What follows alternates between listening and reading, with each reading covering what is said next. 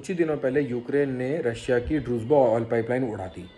इस पे आपत्ति जताते हुए हंगरी और स्लोवाकिया ने बोला कि ये तो आपने इतनी बड़ी गड़बड़ कर दी है कि आपने रशिया को नहीं, आपने तो हम पे डायरेक्ट हमला कर दिया है, हमारा नुकसान कर दिया है। क्यों? क्योंकि ये जो दोनों देश हैं, हंगरी और जो स्लोवाकिया, इनकी जो ऑयल सप्लाई थी वो रशिया से ही आती थी। ये उसी से ऑयल लेते थे और कहते अब हमारे पास कोई ऑयल खरीदने का ज़रिया ही नहीं है, हम अपनी एनर्जी नीड कैसे पूरी करेंगे, हम तो बर्बाद हो गए।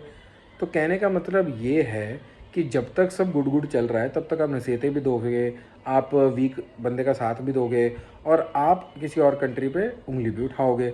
जहां आपको हल्की सी चोट लगी वहीं आपने उसी यूक्रेन पे इल्ज़ाम लगा दिया कि आपने गलत किया, हमारी यहाँ पे पाइपलाइन में ऑयल चला गया हमसे, हम अपने देश कैसे चलाएंगे। अब आपके लिए आपका देश प्रायोरिटी हो गई है, राइट।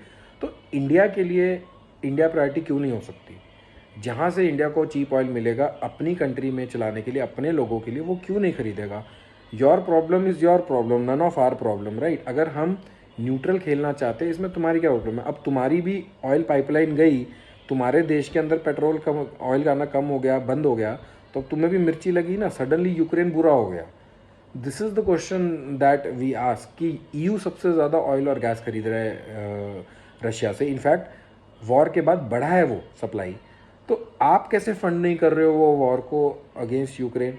तो जब तक आपके पास सप्लाई आ रही है, आप अंडर द टेबल चल रहे हो, खरीद रहे हो, तब तक यूक्रेन जिंदाबाद, बेचारा यूक्रेन, है ना।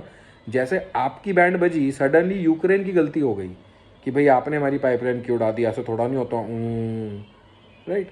तो इसे ही पॉलिटिक्स कहते हैं दोस्तों। जो है सही है, अपने देश के साथ रहो और be strong. Like, subscribe, share and follow.